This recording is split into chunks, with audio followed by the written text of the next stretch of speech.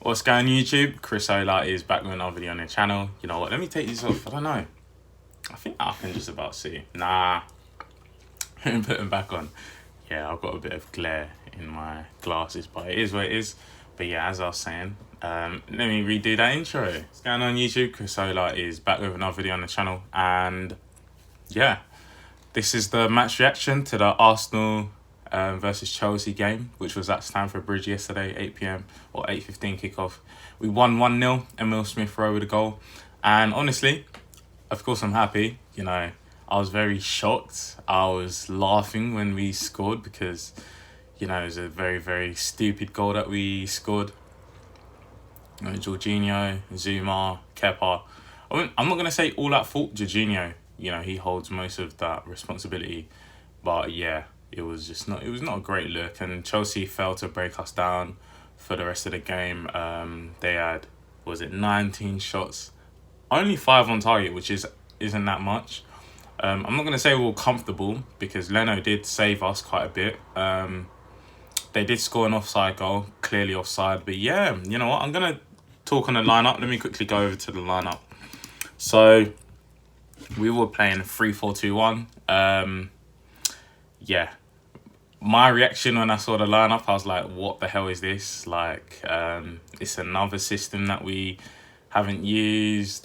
Saka right wing back. I mean, I wasn't too critical of Arteta because, you know, Saka he's amazing. Like, I'm sure he would work there, but at the same time, you know, you wanted to see I'm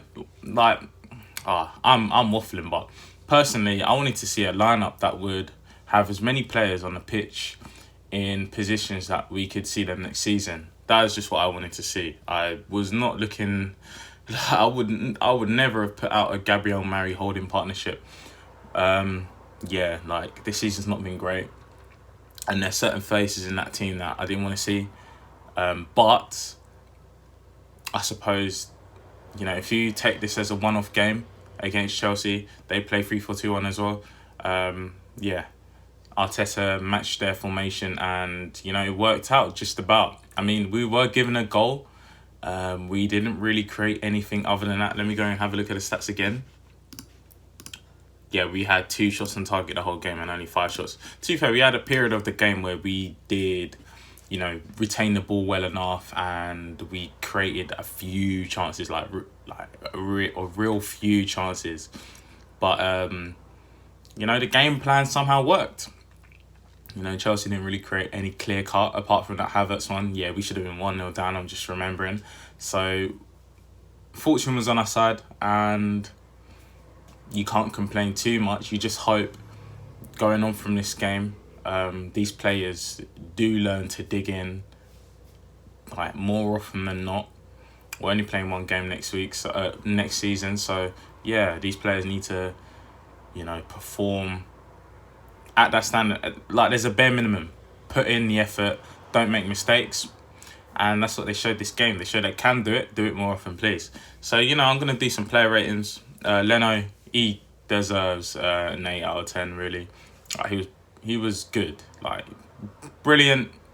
I feel like all the saves he made, he should have been making, but you know, he made them, so you can't discredit him for making bog standard saves. Like, he made loads of saves, he kept us in the game. He didn't concede, got a clean sheet. That is down to him because we did concede almost 20 shots. So yeah, no, he played well. Holding, I reckon 7 out of 10. Like, he was all right. He was decent. You know, he got a few blocks in and whatnot. Same with Mari, same with Gabriel. I believe they all deserve a 7 because they kept a clean sheet. They weren't. I don't think any of them stood out really. Like, none of them were that amazing.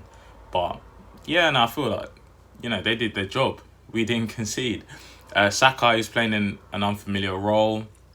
I mean, he's used to playing on the right wing, but honestly, we surrendered possession to Chelsea so much just because we have no ball progressors at the back. Like Mari and Holding, even Gabriel, they were quite shocking when it came to playing out the back. Not their fault, but they're not quite good enough. So, you know, we surrendered pressure, and Saka was just on the defensive side of it. Like, he defensively wasn't sound.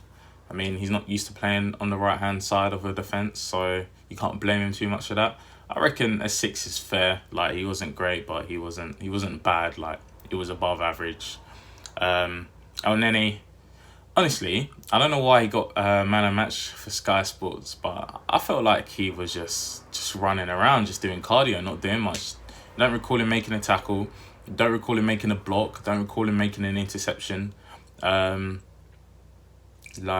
don't recall him winning any duels. I don't know how he was man of the match. I feel like a 6 out of 10 is fair. He wasn't terrible, but he didn't really offer much. Like, he was just average, just slightly above average, because he didn't make any mistakes. Thomas Partey, however, for some reason our fans were sticking it on him. Maybe because we hold him to such a high standard, but I felt like he was definitely the better of the two. I'd give him a 7 out of 10. Like, he was making interceptions, making tackles, pressing, relieving pressure at some points. That run he went on the end was quite comical. I don't feel like he dived to try and deceive the ref, but honestly, he must have been tired that game, and then he was just running around. But Partey was the guy running around and actually having substance to his game. So yeah, I'd give him a 7 out of 10. Kieran Tierney, pretty decent. Defensively, kind of sound, There were plenty of overlaps with Reece James, Aspie, and then Callum Hudson-Odoi came on, and he didn't really crumble. He didn't fail with that. There was a minor scare where he fell down. I think, was it James that hit him on his knee or something like that? And honestly, my heart was in my mouth. But no, he's fine. He played the game. He's not injured. He's still fit. Brilliant. And yeah, I'd give him a 7 out of 10. Yeah, 7 out of 7. 7 means good performance. I think, I don't know. I don't want to give 6.5. Yeah, I'm just going to say 7. Yeah, I believe he deserves a 7. Odegaard, honestly, he didn't really do much. Like, we know the guy's technically gifted, but he doesn't take risks. He's not, he's got no bite. He's got no bite. He's not. There was an opportunity where he had the chance to shoot with his right foot. But fair enough, you're not right-footed, but just try. No one's gonna get onto you too. Okay, maybe people will get onto you for not hitting the target with your right foot, but taking a shot is better than not taking a shot, because you tried to backheel it and it just didn't amount to anything. But he didn't really do much. His work rate was decent, considering we didn't have much of the ball. But I think a 6 out of 10 is fair. Emil Smith-Rowe, this guy, honestly, I really wish I didn't get suspended on Twitter, because I'd say from 2019, before he broke into the team, I've been saying this guy's my favourite player from Haaland, from our academy. This guy is gonna blow up. This guy, the way he plays. I didn't liken him to Kevin De Bruyne, but he's always got that. He's always had that burst. He's always been able to dribble, and it's only now starting to translate into, Premier League football, which is it's just amazing. He's one of our own. Now he's a good talent. He's a top talent, and it's only upwards from here. The guy's only 20. People's main concerns with him is his injury, his fitness, and whatnot. And for him to make that bursting run he did, was it the 70th minute, something around that, where he'd normally be, tiring, panting, maybe coming off the pitch. But yeah, for him to do that, make that run, leave 3 players behind him, just like that. I mean, fair enough, he nutmegged Silva and didn't get the ball back, but he's still promising. It's exciting, It's exciting that we got this talent. He got the goal, obviously. He may have scuffed, but who cares? He scored. He got the winner. He needs to keep going. And we definitely need to build around him. He needs to be part of our, our plans going forward. He deserves an 8 out of 10. Got a match winner. Brilliant.